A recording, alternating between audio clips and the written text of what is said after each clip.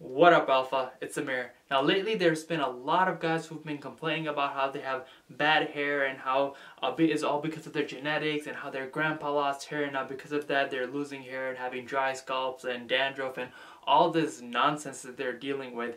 And after examining these guys' habits that they do on a daily basis, I realized that most of the time it's really not their genetics, it's really just them and their daily habits and things that they're doing on a daily basis which are causing these issues. And I've definitely been that guy, and because of my deadly horrendous hair sins, it led to this. And to stop you from getting there and making sure that you guys have nice, healthy, thick, luscious hair, I'm here to give you the 7 things that you need to stop doing today if you want healthy hair. So without further ado, let's get into it.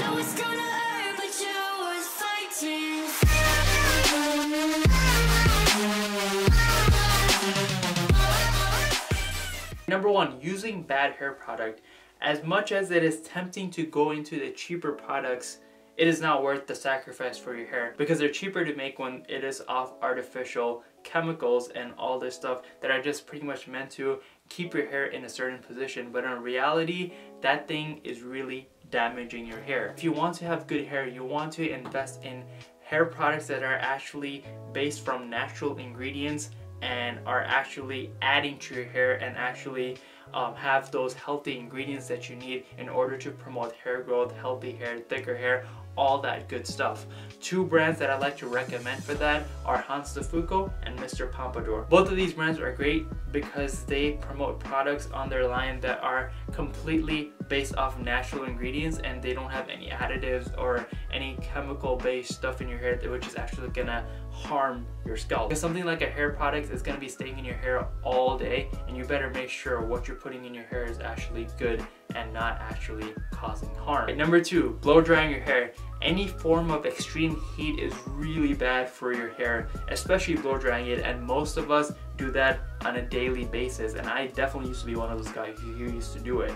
If you're going to be blow drying it, and even if you're using heat protectant, all that stuff is still chemical based and it's really not good because it barely works. So if you do plan to blow dry it, or the type of hairstyle you do requires you to blow dry, I suggest you definitely do it on a cooler setting than to blast like a 450-degree heater on your hair. And the same goes for curling irons and all that stuff that you guys are using on your hair. Just stay away from heat on your hair, guys. Alright, speaking of blow drying leads me to my 3rd thing, which is causing major damage to your hair. And that is washing your hair too much or too little. Now, when it comes to washing your hair, I know a lot of guys, they wash their hair every single day. And some of you might be asking, isn't that normal? Why wouldn't you wash your hair every single day? The reason why you shouldn't be washing your hair every single day is because it is stripping out all the natural based oil and all that stuff that is naturally building up into your hair, which is actually helping your hair get thicker, and it is promoting hair growth. But when you shampoo it, the shampoo strips your hair of all the essential vitamins and oils that your hair needs in order to promote hair growth and to promote healthy hair. I know some of us have problems where we have extremely greasy hair and we definitely need a wash every single day.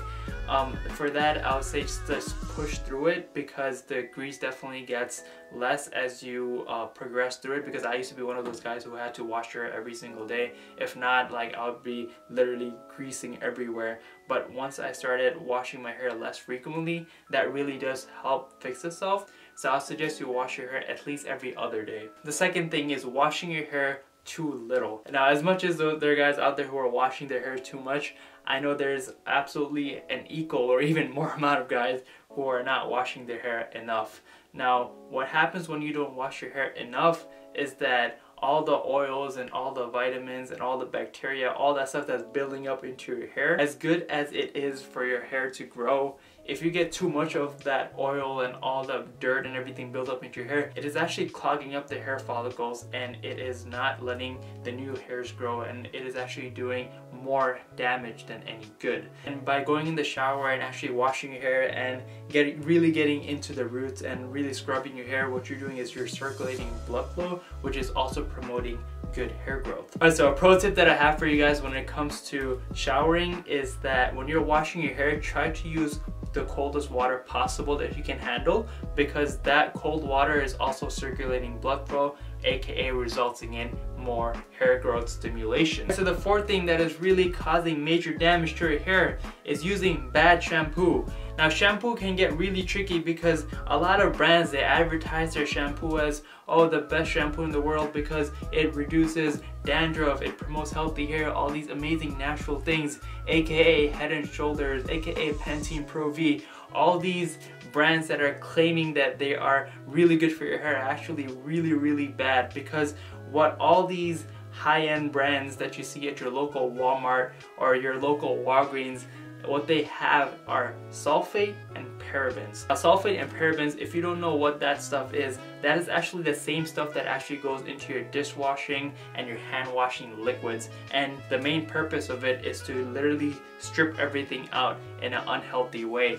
And it really does take away a lot from your hair, and these ingredients are really not good. All these quote-unquote high-end brands like Pantene, Head and Shoulders, Garnier, all these brands actually do contain these ingredients in them. But when it comes to shampoo, I really do recommend you go choose a shampoo that doesn't contain these harmful ingredients. And most of these healthy shampoos that don't have sulfate or parabens in them, they actually have a label on them that says that they don't contain these harmful ingredients. So to help you out with that, I will actually link some of the shampoos that I saw on Amazon which don't contain these harmful ingredients, so that you can check them out and see if you want to pick one of those up for yourself. Alright, number 5, this is something that you may not even know that you might be doing, and it is really causing a lot of damage to your hair in the long run. Alright, so number 1, wearing a tight hairstyle, aka the man bun, or wearing hats in the wrong way. Alright, so the first thing, when it comes to hairstyles, you want to make sure your hair is not too tight. Even if your hair is slicked back, make sure that with whatever hair product you're using, you're not slicking it too back. Or if you're doing a man bun, you're not pulling your hair all the way back or stretching the front scalp of your hair. And because that stuff really recedes your hairline and really pulls the hairlines back.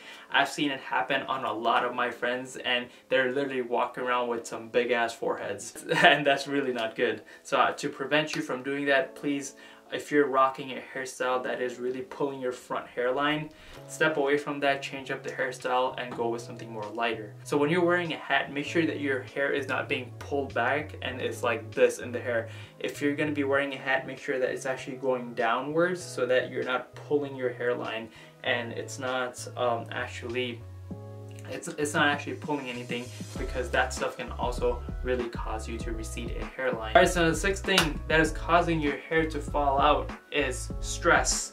Now stress, I know everyone has in their daily life, whether that's from school, work, family, relationships, all that stuff, and I know life can get really stressful. Although you may have a lot of stress around you, you really need to know how to manage it, whether that's through exercise, whether that's through meditation, or doing something that you like that really takes your mind off the stress. If you just completely don't know what to do, and if you don't have any hobbies, or if you don't want to go to the gym, at least just meditate every day 5 to 10 minutes, and that will really help you calm your nerves, and it will actually help you ease some of that stress out. And there's a bunch of videos on YouTube on teaching you how to meditate, so definitely look into that, and don't stress yourself out too much, because that will cause gray hairs and your hair to fall out. Alright, now last but not the least, the 7th thing that is causing your hair to fall out are taking hot showers. Now, as I said previously, that hot water is bad for your hair. Now, even if there are some of those days where you're not washing your hair and you're taking a hot shower, the steam from the hot water is still going to be going onto your scalp, which is still really bad, and you want to minimize the time that this steam is actually hitting your scalp. 2 solutions for that. 1, take a cooler shower that does not have a lot of steam, or 2, take shorter showers if you're going to be taking a hot shower. I know they're really relaxing and they're really nice. If you want good hair, you really want to keep that thing under 10 minutes. Alright, so yeah guys, this was the list of those 7 things that are actually killing your hair and you may not even know it. So if you're actually doing some of these things, please stop and actually look into some of the options that I suggested. Other than that, if you guys did enjoy this video, make sure to give it a thumbs up, and if you haven't already, make sure to subscribe. And also let me know in the comments, how is your hair looking right now? What are you doing exactly with it? And if you have any tips for me or for the other people reading the comments to maintain good hair. So other than that, thank you so much for watching guys, and I'll see you guys in the next one. Peace.